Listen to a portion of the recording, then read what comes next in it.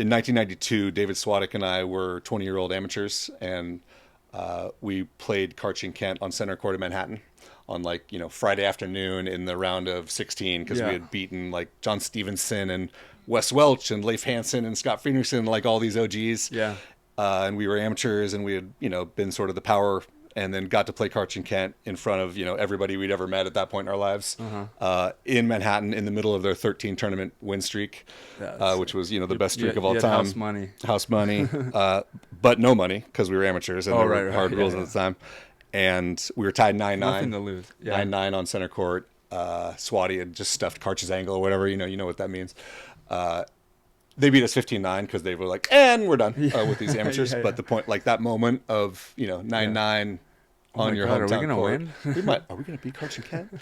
That one always stands out in my mind. Karch was there for my entire career, even though he was 10 years older than me. He was the guy, right? It was more so for my era, Karch, than what would eventually become Phil, right? Right. That like, oh, that's the standard. Okay, I got to do better than that. Do you feel like Karch was a little more of the, not more, obviously his playing speaks for itself, but like the brand of Karch Kiraly, because he created an amazing brand. Was it a little more of that than the dominant player? Because for Phil, I feel like Phil didn't really care to build this brand of the Phil doll. He just absolutely dominated you and made you talk about him later, kind of thing.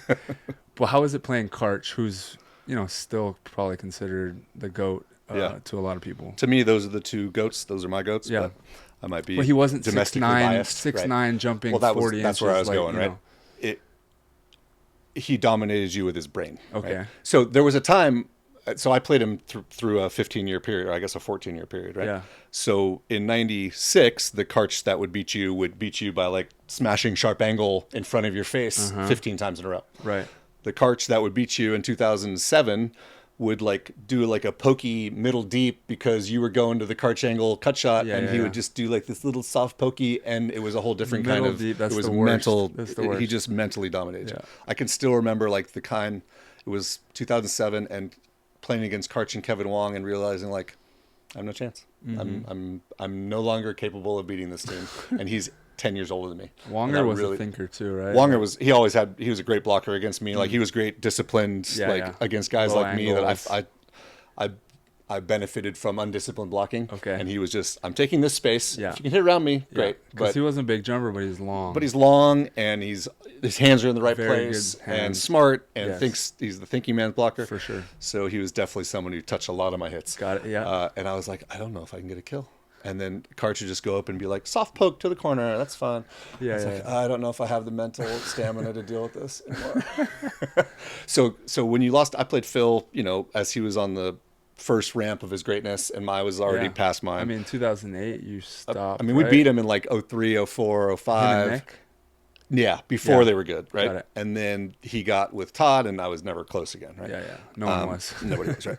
So you had the feeling of like, the only chance you have of beating Phil is if he's not there mentally.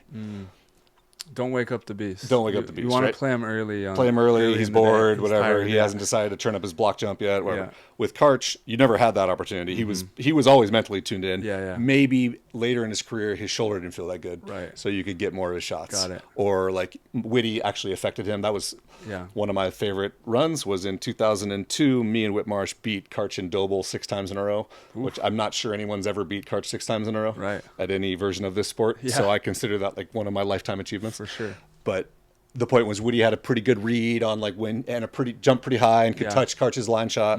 So I had if Woody dove angle, I had a pretty good chance of getting Karch's back to the line. If Woody dove line, I had either he was going to like shoot middle or go sharp, and I could get some enough of them to compete. Right. And then Doble was big but a little late sometimes, so I could chisel a lot. So I say all that to demonstrate A, I just clearly love it and remember it like it was yesterday. Yes. And B, that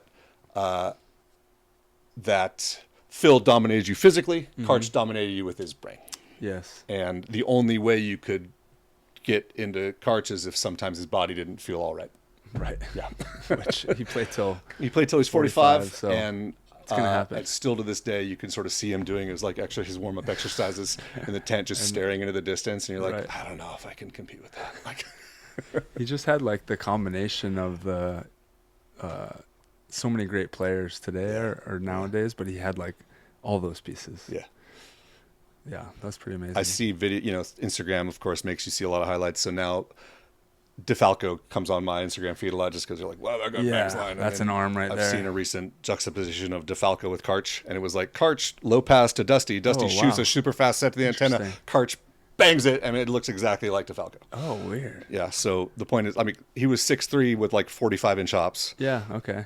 But what really separated him in the way that people talk about Michael Jordan is the mental toughness, where like there was never a chance of a mental letdown. Like it was not happening. That's what I've gathered. To Kent's and the leadership and all that. Yeah. And to Kent's,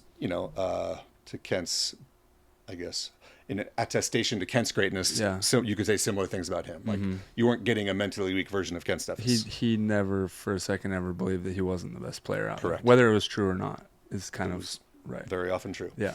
But and then he's with Karch at the same time. You're like, they were tough. Well, one of you has got to be better than the other. Yeah. I have one story that people like from 1995. Dane Blanton and I were like on the come up. Yeah. We had just gotten a fifth and a seventh. And now we're in the finals against Karch and Kent. And we were up 12-8. And I've watched this many times now. They sided out 31 times in a row to beat us. And we lost like 15-13 honorably, but they sided out 31 times in a row. Jeez. Yeah. And we were bombing our jump serves, I assure you. So a little indicator of who they are. Yeah, I remember hearing, I want to say Karch was on the Michael Gervais podcast. Yeah, I'm sure it was. That with makes sense. Finding Mastery. Yep. And was just talking about his mindset of being able to he thought one of his greatest assets was his ability to reset and just play one point over and over and over. And then setting up drills like that where it was just see how many times you can do the same thing and just repeat it. I always said, so me and Whitty would practice in San Clemente or Doheny against Karch and Doble or Karch and AJ, Karch. Yeah. On like Tuesday morning in a windstorm. Mm-hmm. And it was an absolute beatdown every time. Because Whitty definitely wasn't the most committed, like, I'm going to dominate in practice. He's like, let's just get some reps. Yeah, there's always and those. you'd just be like serving Karch and you'd just be like, boom, boom, gang. Are we going to do this again? We're going to go drive to Doheny to just get beaten down for 2 hours by Karch in the wind? Yeah. That's what we're doing? Right. Because he probably saw it as an opportunity. He's like, we're going to play in the wind. Yeah. I also remember, on this professionalism idea, I did an exhibition with Karch. I think it was at Notre Dame. And we flew in for, Miller Lite sponsored like Play Pros, and Karch's like, want to go? Yep. So we got to do like a cigarette boat across from Chicago to Notre Dame, and we did it. And we show up that night, and it was, essentially all of the volleyball bar patrons could find their way on the court to play some points against us. Oh, cool. And he was the same guy. And I was like, are we supposed to be destroying these guys? Is this what we're supposed to do? I thought we're supposed to like make them almost get it. There's and been like a tease few, it a little bit. Right. There's been a few players where we've done stuff like that. I'm like, dude, we're supposed to like let them maybe dig a ball or something. You're like destroying them. No, yeah. Which now at this again stage of they life, you realize that's what they want. Right? That's probably that experience. They're not trying to be out there so you patty cake it to them. Like crush me. If they dig Karch Kiraly, they want to be mean. They want to be able to tell their friends like, and he tried. So I learned a lot from him about professionalism, and about how to approach the game, respect. Right, no matter what, he showed respect to his opponent, to himself, to his teammates, to the staff at the AVP, to the medical tent. Although he very rarely visited the. After he ripped the net down, the ref off a few moments. He's a human being. A few moments of frailty. That's part of the value too. You got to. I think showing that emotion on the court, obviously. Yeah, that was a unique one, and also made him even more of a legend because of it. But I think that's important too. Like 100%. Showing, it's what's missing, and get your stuff together after. Yeah. Be humble, whatever. But like, let out if you're pissed. Like, let this fan see it.